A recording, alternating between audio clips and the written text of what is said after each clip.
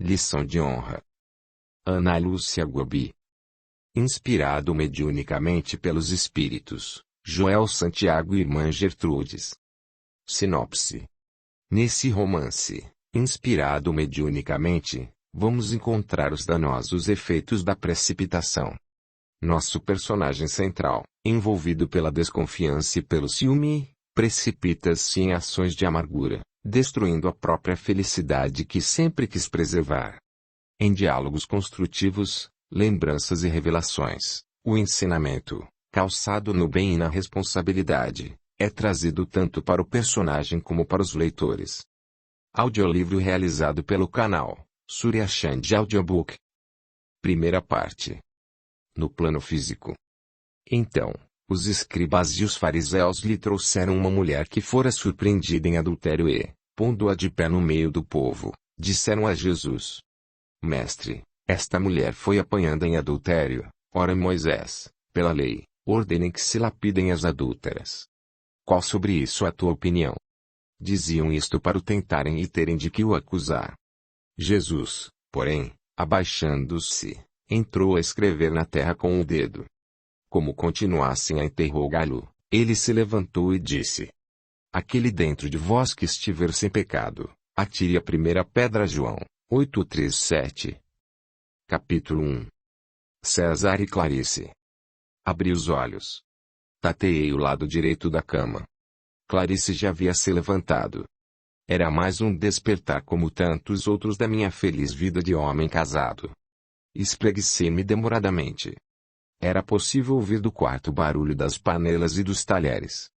Minha mulher e nossa empregada Luzia com certeza já estariam com a refeição da manhã quase pronta. Inspirei demoradamente e o cheirinho de café atiçou minha fome. Então me levantei e fui ao banheiro higienizar-me. Não gostava de fazer a barba às pressas. Era meticuloso e consequentemente lento, mas o que me importava? Eu era dono da loja e me sentia no direito de fazer o meu próprio horário, esquecendo-me de que para podermos cobrar alguma coisa de quem quer que seja, antes, precisamos dar o exemplo. E eu ainda não atinava porque meus funcionários eram tão indisciplinados. Enfim, terminei de me lavar e fui me vestir. Clarice cuidava para que minhas roupas estivessem sempre impecáveis. Já vestido, admirei o belo corte da calça e do paletó. Senti-me bonito e, mais uma vez, entendi por que minha esposa havia me escolhido dentre os inúmeros pretendentes que tivera. Dirigi-me à mesa e minha bela companheira saudou-me com seu sorriso fraco e habitual. Bom dia, meu amor. Dormiu bem? Muitíssimo, querida. Respondi dando-lhe um estalado beijo na face. Bom dia, patrão. Bom dia. Ah, desculpe-me, Luzia, nem ter me dirigido a você. É que meu estômago já está roncando. Não tem problema, senhor. Eu sei que não foi por mal. A visão da mesa me fez salivar. Pão, manteiga, leite, café, bolo, biscoitos e frutas. Você quer um ovo quente? Pergunto-me Clarice com um belo avental, coordenado o trabalho da empregada. Não, meu bem. Isto aqui já me basta. Não quero ficar barriguda tão cedo. Ela deu sua costumeira gargalhada que, não posso negar, me incomodava bastante, principalmente quando estávamos em público. Ora, não sabe que o amarei sendo barrigudo ou não? Você é bonito de qualquer jeito.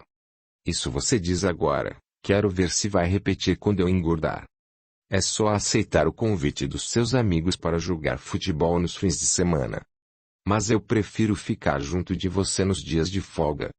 Sabendo dividir bem o tempo, dá para fazer tudo o que se quer. Mas quem disse que eu quero fazer exercício? Ah, meu preguiçoso. Disse ela acariciando meu nariz com o dedo indicador. Olhei o relógio e exclamei. Nossa! Já estou mais atrasado que de costume. Então tome seu café, mas não coma muito depressa que faz mal à saúde. Seguindo o conselho de Clarice, fiz minha refeição, deliciando-me a cada mordida. Após uns 20 minutos, ganhei a rua, percebendo que havia perdido o bonde. Caminhava, então, aceleradamente, tentando chegar ao trabalho menos atrasado. Naquele momento, senti como nunca a falta de um automóvel, e pensava que se a loja continuasse indo tão bem, em pouco tempo realizaria a tão sonhada compra e seria um pouco mais pontual. Enfim, cheguei. Não causou surpresa o meu cumprimento ofegante. Alguns funcionários que conversavam distraídos, ao me verem, foram assumindo suas tarefas. Fui entrando em nossa salinha de trabalho e encontrei meu sócio perdido no meio de muitos papéis. Era um homem bem apessoado e galante. E apesar de sermos amigos desde a infância e nunca ter lhe percebido nenhum olhar de cobiça sobre minha amada esposa, preferia mantê-lo afastado dela o máximo possível, por precaução. Mas voltando ao que venho relatando, percebi que já estava ali há tempo. Pendurei o chapéu no cabide e disse: Bom dia, Haroldo. Desculpe-me o atraso. Bom dia, César. Hoje teremos um dia cheio.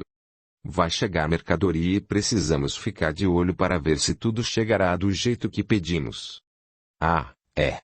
Tem razão, disse meio sem graça pelo total esquecimento de uma coisa tão importante. Precisamos também conferir essas contas. Acho que fomos cobrados indevidamente, falou, entregando-me algumas notas de compra. Deixe comigo, disse, suspirando contrariado, porque aí não teria mais tanto tempo para pensar na minha Clarice. E, obrigado pelas circunstâncias, comecei o meu dia de trabalho. Só que em cada folha de papel eu podia ver, em vários lugares, os olhos da minha mulher, sua boca sorridente a me chamar e, na verdade, o que eu mais queria era voltar para casa e ficar aconchegado em seus braços, ouvindo as notícias e os últimos pronunciamentos do presidente pelo rádio. Mas, por enquanto o jeito era trabalhar da melhor forma possível e esperar que o dia corresse celere para que retornasse ao lar, para o meu lindo ninho de amor e de paz, onde eu me esquecia das dores do mundo e de todos os meus problemas profissionais. Lugar bendito onde eu colhia as flores de companheirismo, do afeto e da esperança.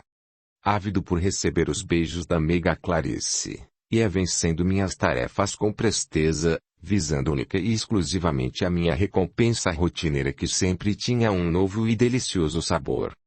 Capítulo 2. Decepção na invigilância. Como eu já tinha previsto, mais uma vez o trabalho impediu-me de almoçar em casa. Peguei, então, uma folha de papel e escrevi o seguinte bilhete. Querida, não será possível almoçarmos juntos hoje. Farei a refeição aqui mesmo e acho que voltarei bem tarde. Não fique preocupada. Beijos. César. Procurei o garoto que sempre levava minhas mensagens a Clarice. Dei-lhe uns trocados e o vi desaparecer na esquina em desembalada carreira. Retornei aos meus afazeres. Uma hora depois resolvi fazer a refeição. Saí da loja e entrei no restaurante mais próximo. Sempre detestei sentar à mesa sozinho, mas não havia outro jeito. Haroldo fez um rápido lanche na loja e não quis acompanhar-me. Pedi uma boa carne, mas, por melhor que estivesse, nunca teria o gostinho especial daquelas que saboreava em casa. Tudo que minha esposa fazia ficava mais gostoso.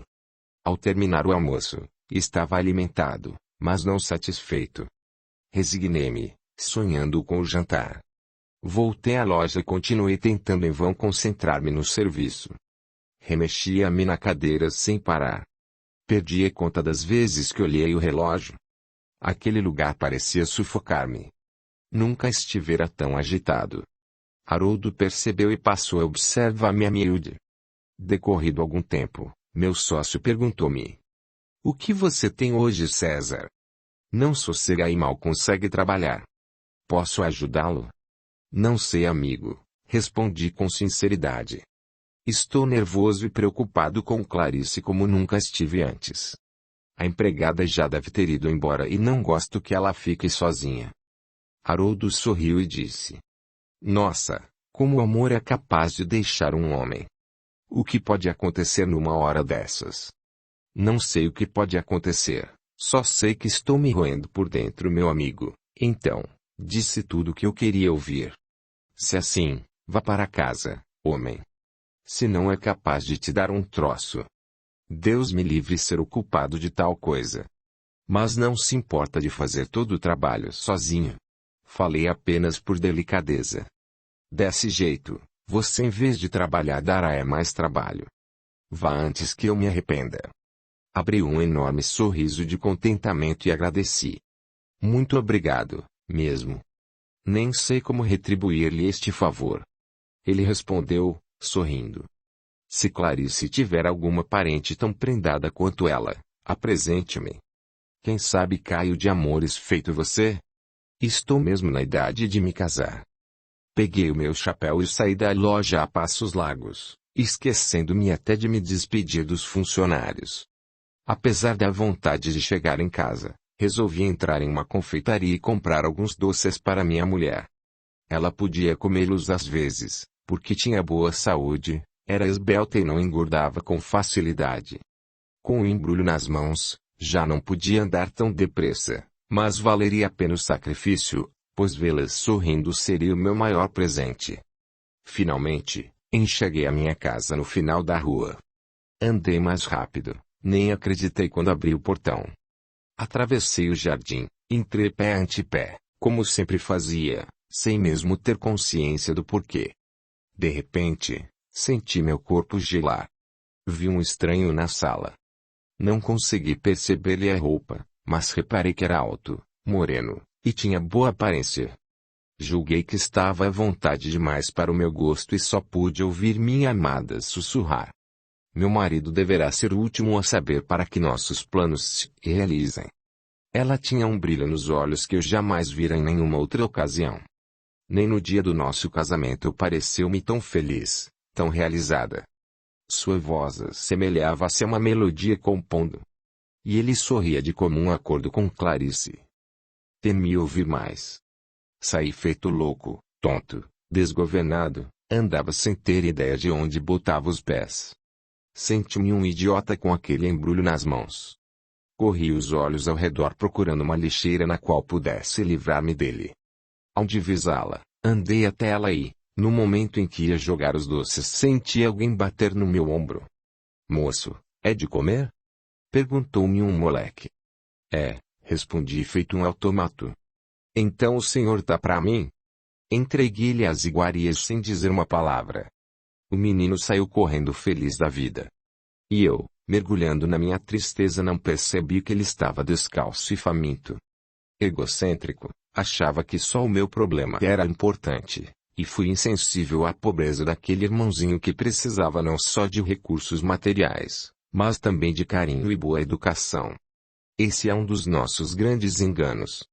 Pensarmos que a nossa dor é a maior do mundo e cerrarmos nossos olhos ao padecer dos demais. Se eu tivesse dado pelo menos um sorriso amigo para aquele garoto, com certeza enxergaria que, quando utilizamos bondade para alguém, somos os primeiros beneficiados.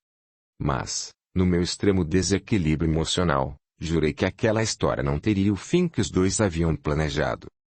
Capítulo 3. Prejuízos do julgamento precipitado. Não tinha coragem de voltar a casa e na minha cabeça só uma pergunta repetia-se, torturando-me. Há quanto tempo ela me traiu? Espantava-me o seu poder de dissimulação. Recapitulava cada dia de nossa vida em comum e nada encontrava que pudesse denunciá-la. Imaginava 1000 situações nas quais pudesse ter se conhecido. Senti-me aliviado. Estava boquiaberto com a ousadia de ambos, encontrando-se em meu próprio lar, à vista de todos. Mas talvez aí mesmo estivesse o segredo do sucesso de seu romance. Era tão óbvio que ninguém desconfiava. Não conseguia aceitar o fato de ter me enganado tanto em relação a Clarice. Como ela podia ser tão fria e tão falsa? Como pudera mentir tanto e por tanto tempo? A única resposta que encontrei foi a minha paixão que me cegara totalmente, não me deixado ver os indícios que com certeza eles haviam deixado. Com essas conjecturas, comecei a vibrar em faixas inferiores e, imediatamente, espíritos que ainda se demoravam na ignorância da lei de amor uniram-se a mim na triste conduta de julgar os atos alheios, estimulando-me a vingança, de bom grado. Vingar-me como? Pensava desarvorando. E eles sopraram na acústica de minha alma a infeliz inspiração. A princípio, Assustei-me com uma solução tão drástica, mas não posso negar que gostei da ideia. Devo esclarecer que meu livre-arbítrio estava preservado. Eles sugeriram sim, mas se eu não quisesse, eles jamais poderiam obrigar-me. E se adiante eles foram me dominando cada vez mais, isto só aconteceu porque dei o primeiro consentimento e me deixei arrastar por seus conselhos sem lutar por desvencilhar-me de seu domínio.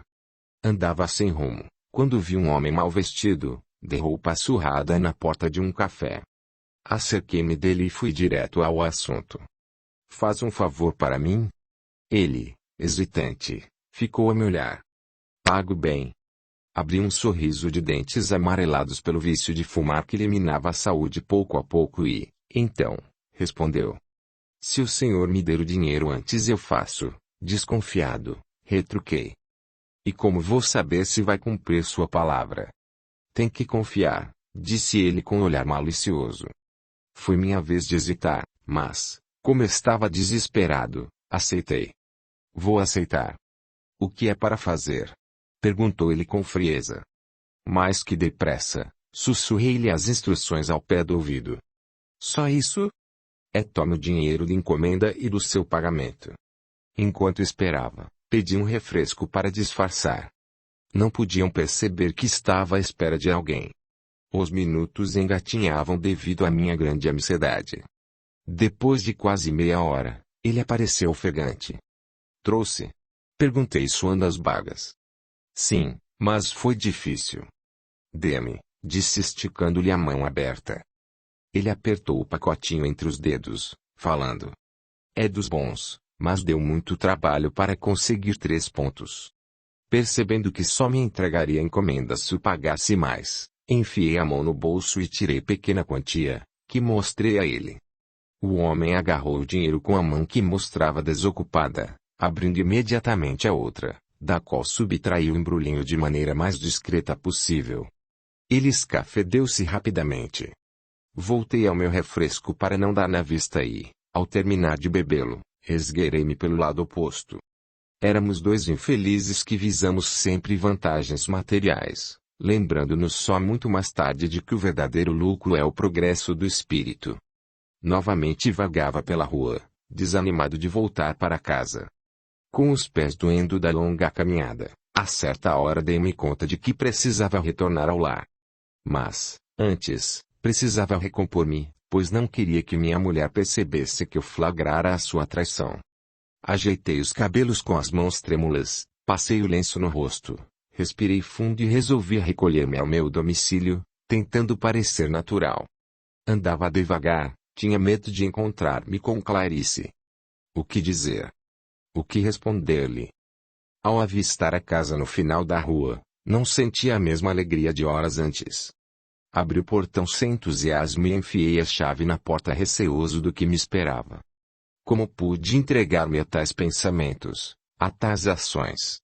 Hoje, pensando em tudo o que aconteceu, percebo o quanto nos perdemos com os julgamentos precipitados, com as decisões sem uma análise mais ponderada das situações e das razões dos acontecimentos.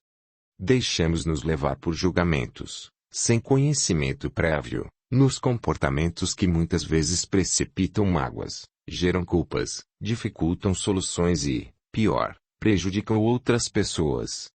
Tudo por conta de nossa imaturidade, da ausência de reflexões.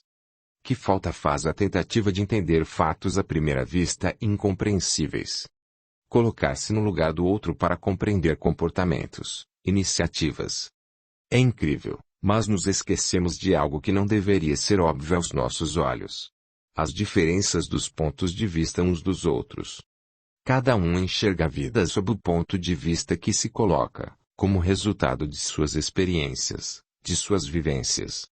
Como desejar que vejam a vida sob nossos olhos se cada um tem a sua própria história, que é, por si só, diferente da nossa. Se eu tivesse reflexionado naquele momento como faço agora nessas linhas, não teria enfrentado as consequências de minha precipitação. Mas naquele momento de maturidade, eu era mesmo uma verdadeira criança do entendimento. Capítulo 4. Imprudência. O entrar, o único som que ouvi foi o dos meus passos. Corri os olhos pela casa procurando por minha esposa. Não a vendo, resolvi ir até o quarto. Clarice dormia tranquilamente. Aquele mesmo sorriso que vivia horas antes ainda brincava em seus lábios, mesmo estando adormecida. Senti meu rosto queimar de ciúme. Com certeza, depois do meu bilhete à hora do almoço, sentiu-se livre e segura para o encontro amoroso e, nem de longe, suspeitava que eu já estava ciente de tudo, até mesmo do plano que certamente era de fuga, abandonando-me e expondo-me aos comentários maldosos de grande parte dos nossos conhecidos.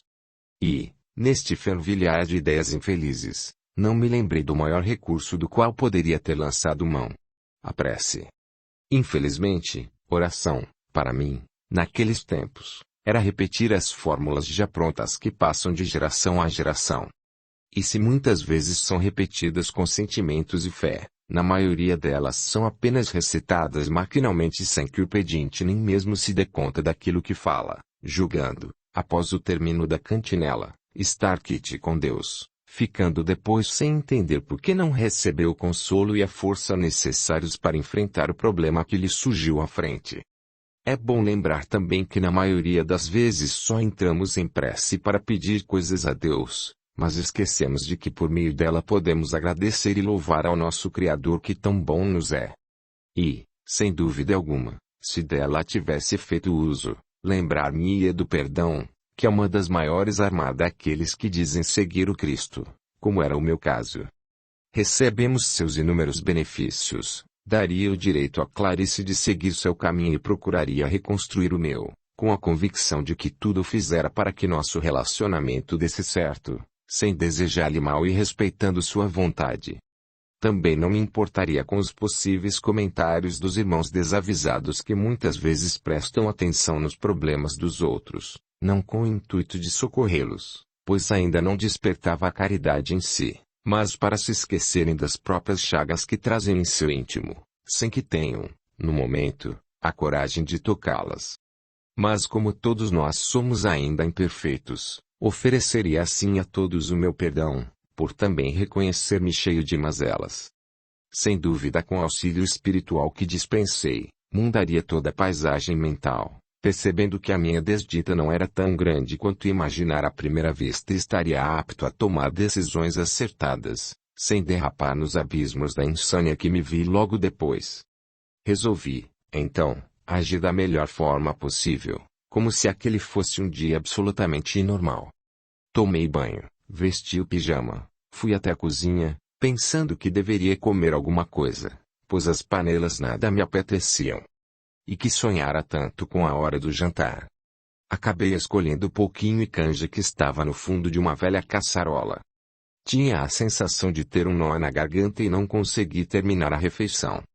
Ao escovar os dentes, percebi que a angústia que experimentava após o almoço, enquanto fazia higiene bucal, nada era em vista da que me dominava naquele momento.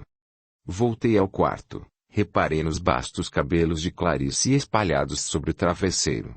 Ela já dormia profundamente. Tive vontade de acariciar-lhe a pele macia, mas imediatamente lembrei-me do que presenciara à tarde, reacendi meu ódio e minha atenção no criado mudo. Lá estava o bule de chá à beira-cama. Conhecia seu ingerir o líquido de madrugada? Naquelas últimas semanas ainda mais. Não havia chá que satisfizesse. Peguei o pacotinho no bolso do meu paletó e coloquei todo o narcótico.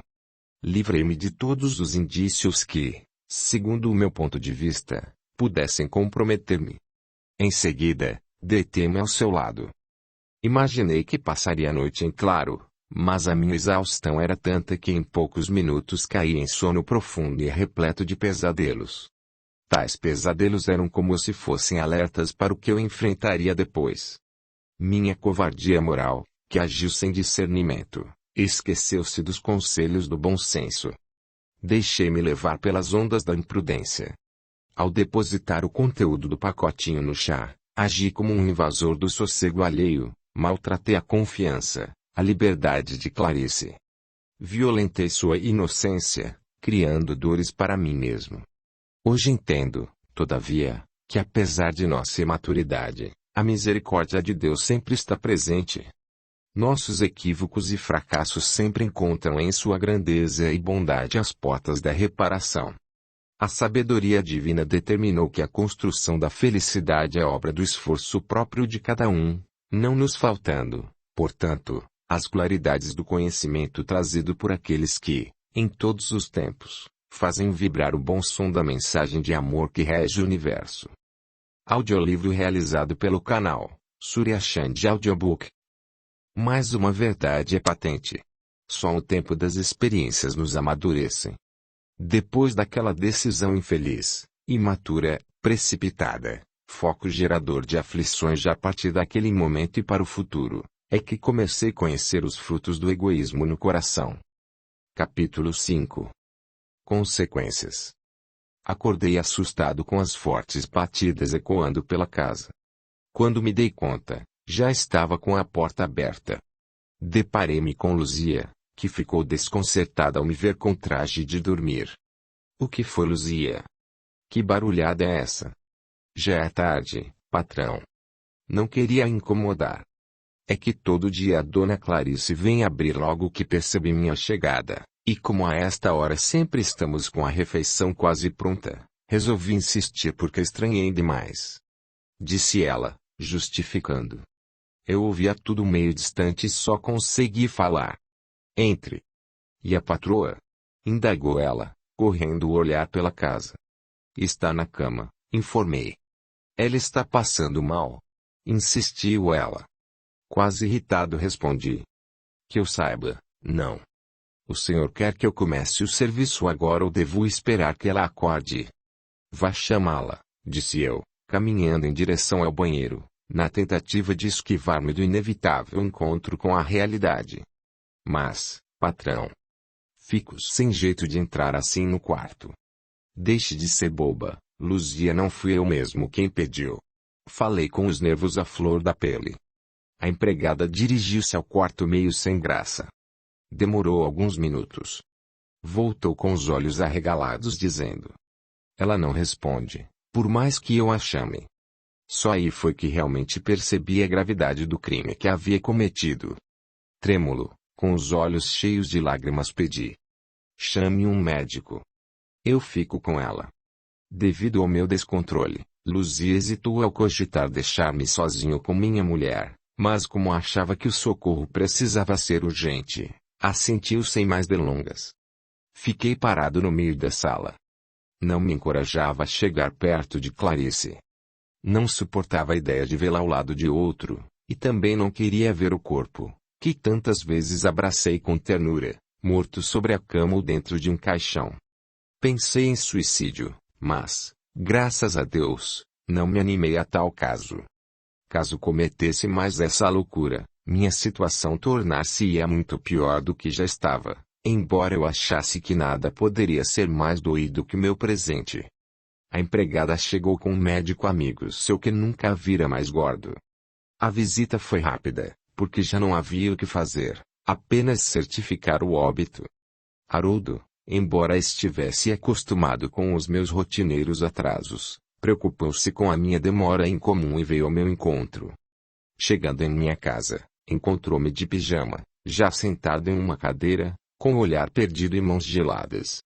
Alguns vizinhos já tomavam as providências necessárias para o velório e o enterro. Como desde aquela época já tinha um bom coração, ficou ao meu lado, ajudando-me a higienizar-me na troca de roupa. Tratou-me com carinho. Sentia-me amparado junto daquele irmão dedicado, que, na agora sofrida, deu-me generosamente o maior auxílio que se pode ofertar. A caridade moral, pois muito mais difícil do que oferecer dinheiro, mantimentos ou qualquer outro bem material, é doar o tempo, o abraço, a palavra de conforto, enfim, aquele apoio que, embora muitas vezes não solucione todos os problemas, ajude imensamente quem padece apalhemado. Assisti a tudo como se fosse um filme do qual eu não participasse, ou melhor, não quisesse participar. Comprovava uma grande verdade.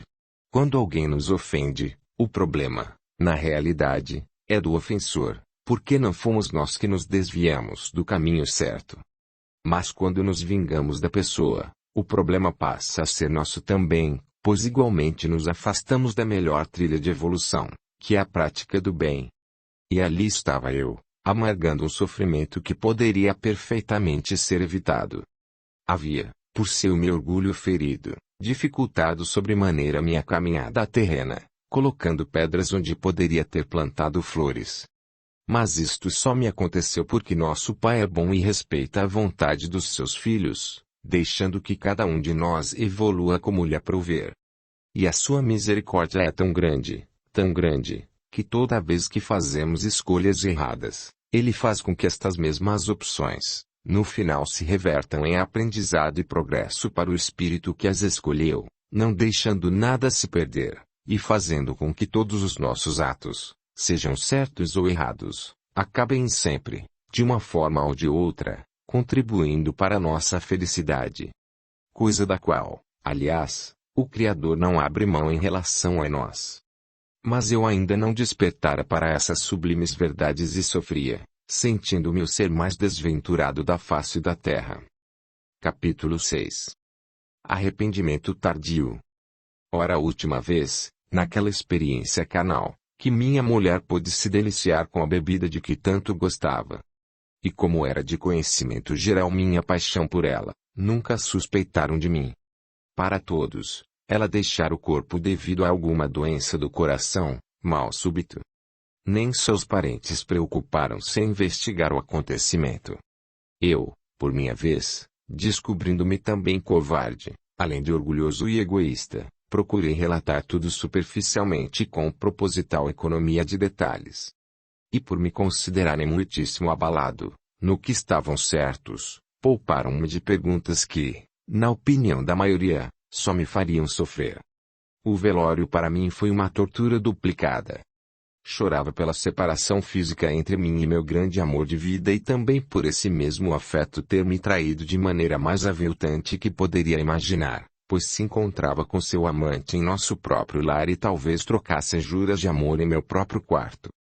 Minha dor parecia não ter fim. Digo parecia, porque não há dor que dure para sempre.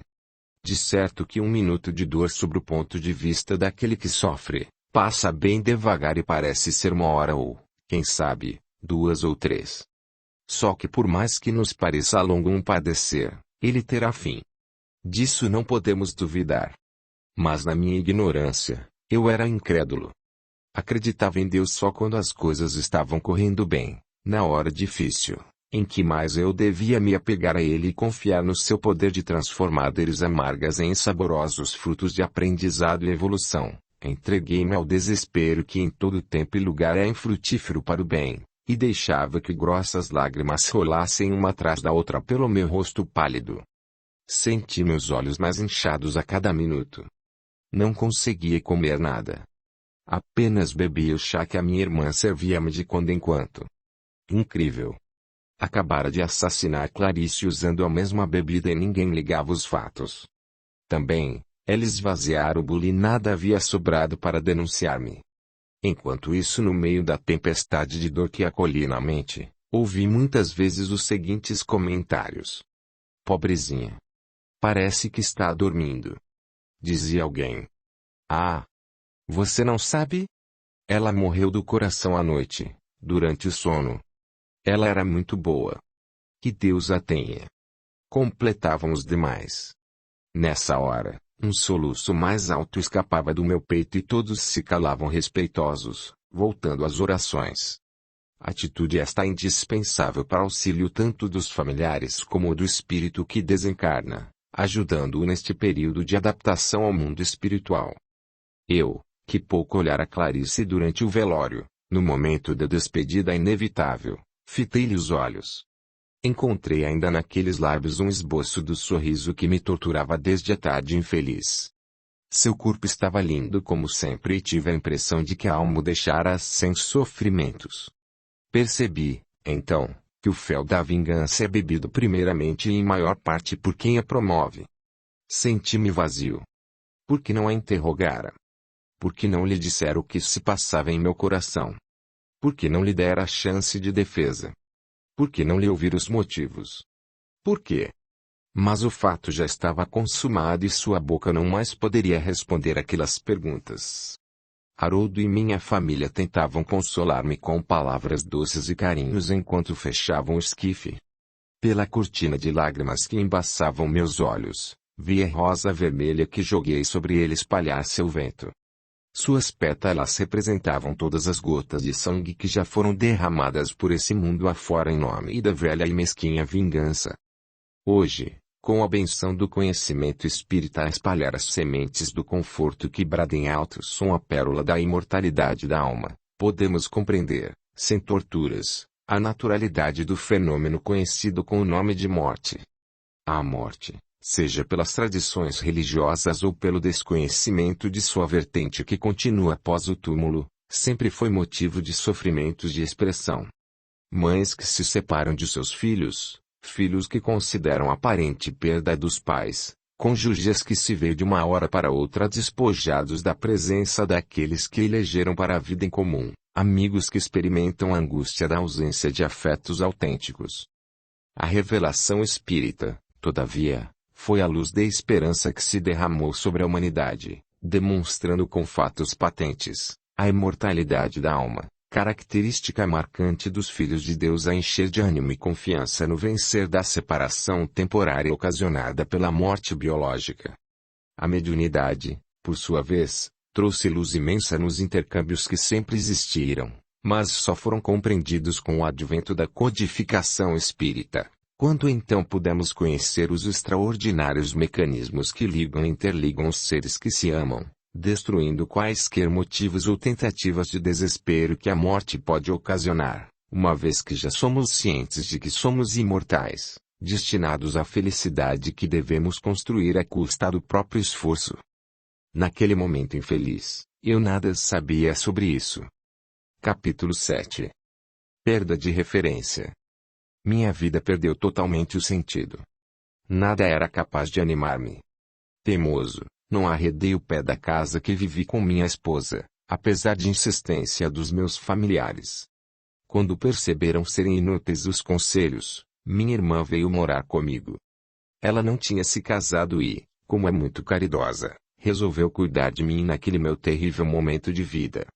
Não quis dispensar Luzia por 2 motivos. Ela precisava de emprego, pois era arrimo de família e também porque me lembrava o tempo de plena felicidade com Clarice, já que trabalhou para nós desde os primeiros dias do nosso casamento. Marília, do mesmo jeito que minha mulher, dividia as tarefas com prestativa doméstica e, em pouquíssimo tempo, tornaram-se grandes amigas ao bom gênio de ambas. Eu, por minha vez, já não ia mais à loja e pouco saía de casa. Haroldo, o grande amigo de sempre, resolvia tudo sozinho, trabalhando dobrado, mas não reclamava. Compreendia meu sofrimento e várias vezes por mês aparecia lá em casa para visitar. Acredito que só resisti àqueles momentos por causa do calor humano que recebi da família e dos mais chegados, pois cada palavra de otimismo reacendia no fundo do meu ser a esperança de que algum dia seria novamente feliz, apesar de tudo que fizera, que Clarice vive em outro lugar, mesmo tendo-lhe tirado a vida do corpo. Benditas são as palavras consoladoras e aqueles que a proferem. A misericórdia divina é tão grande que, embora crime covarde que eu tinha praticado, ainda pude receber essa chuva de bênçãos para continuar na caminhada. E, na maior parte do tempo ficava sentando na sala com os olhos perdidos. Meu pensamento viajava por caminhos bastante conhecidos meus. Caminhos cheios de flores e risos, de esperanças e planos. Caminhos que eu nunca imaginara que pudessem transformar-se em trilhas pedregosas e espinhentas. Caminhos que, naquela hora, ansiava com todas as forças percorrer outra vez. Os caminhos do meu passado. E, como num filme, parece que as imagens de minha própria história começaram a se desenrolar pelos meus olhos. Com uma velocidade incontrolável, cenas esquecidas da infância, as brincadeiras com os colegas, a primeira professora do ensino primário, a vida com os meus pais. Depois as descobertas da adolescência e os lances de conquistas do menino que começa a crescer. É interessante pensar nisso porque as lembranças rememoradas trazem de volta os cheiros, As músicas, as brincadeiras, as canções da escola, e mesmo a companhia dos vizinhos da rua, dos brinquedos de Natal, das viagens para visitar os primos. Tudo começou a desenhar-se na tela mental, numa sequência incrível de imagens e cenas que me levaram às lágrimas em alguns pontos, aos sorrisos em outros. Medos de infância, a pureza dos relacionamentos com os tios e primos, e mesmo com os colegas de classe. Lembre-me com emoção das preces que mamãe ensinava a pronunciar quando ia deitar-me. Encontrei-me novamente com emoções que achei que havia perdido ou esquecido. Parece que novamente ganhava os presentes de meus avós nos aniversários, nos natais todos que passamos juntos em família e até nos trocados que tios e vovôs me entregavam quando cada ano novo se iniciava.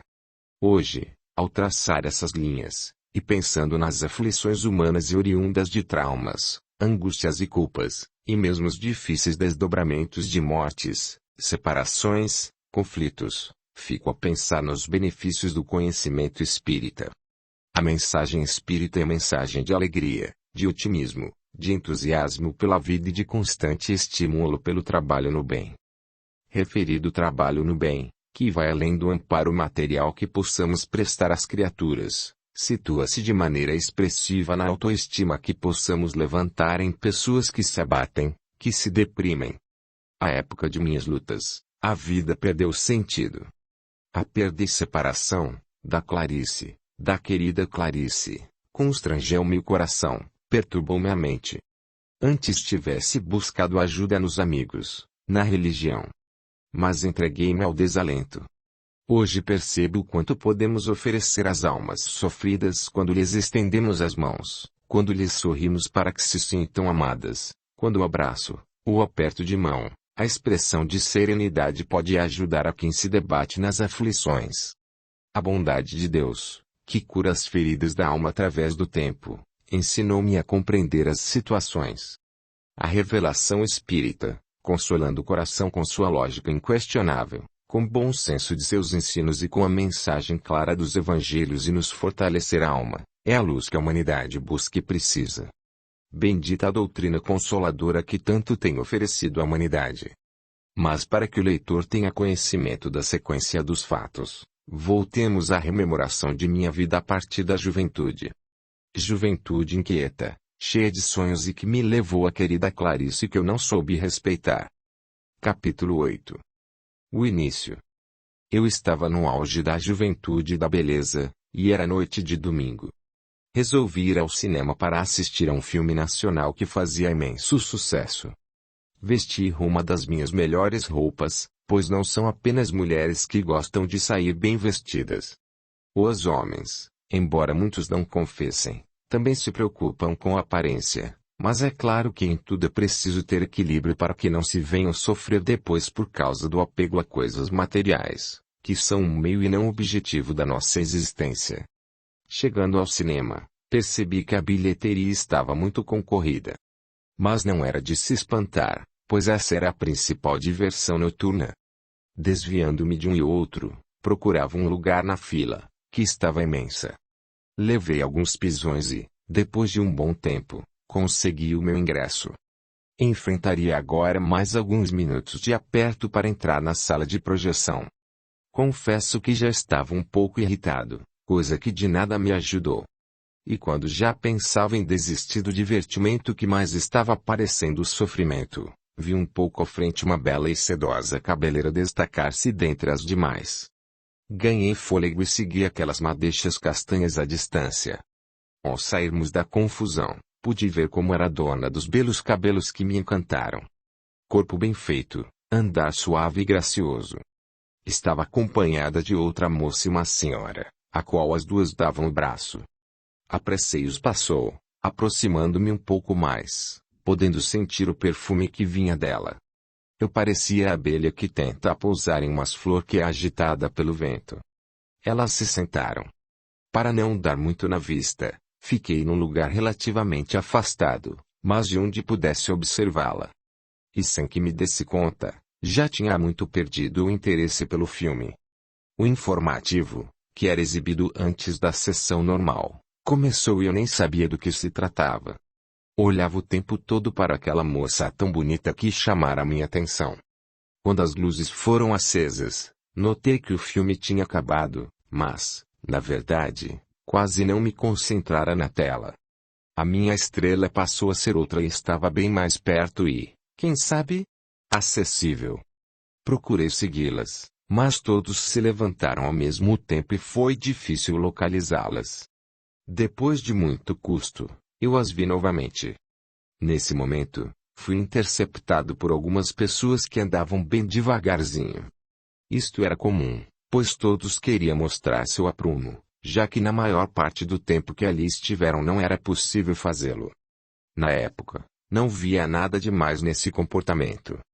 Só que hoje, mais esclarecido, vejo que a beleza e a elegância, se assim podemos dizer, deve estar alojada em nosso interior, e não na parte exterior, naquilo que o dinheiro pode comprar, porque o eterno e o que prevalece é o que somos e não o que temos e aparentamos ter. Ninguém consegue fugir de si mesmo, pois é indispensável nos olhar, perceber tudo o que estamos fazendo de ruim e mudar de conduta. Por mais que se relute, um dia isso fatalmente acontece com todos nós, graças à bondade divina que nos conduz de todas as formas à harmonia. Depois de transformar todos os empecilhos, não consegui mais vê-la. Saí do cinema com o coração aos saltos. Cacei-a com meus olhos ansiosos e nada. Quem seria aquela moça que me perturbara tanto? Passei a semana desassossegado, ansiando por tornar a vê-la.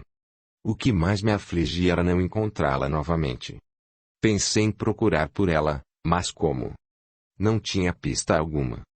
O único remédio era esperar o fim de semana e voltar ao mesmo lugar. Noite de domingo outra vez, fui mais exigente com a roupa do que de costume. Mamãe até estranhou, mas logo se deu conta de que era por causa de algum rabo de saia, como dizia ela. Fui ao mesmo cinema. Meus olhos perscrutaram cada canto sem encontrar o que mais me interessava. Resolvi esperar um pouco e só comprar o ingresso quando ela chegasse. A fita começou a ser projetada e ela não chegava. Quem sabe já entrou? Pensei esperançoso. Fui à bilheteria rapidamente e ao introduzir-me na sala escura, fiquei a procurá-la em vão. O filme acabou e o que restava fazer era ir embora. Saí mal-humorado, hábito infeliz que já me trouxe muitos dissabores e impediu que eu tivesse muito mais momentos alegres na minha vida, sem falar, é claro, do prejuízo que trouxe à minha saúde.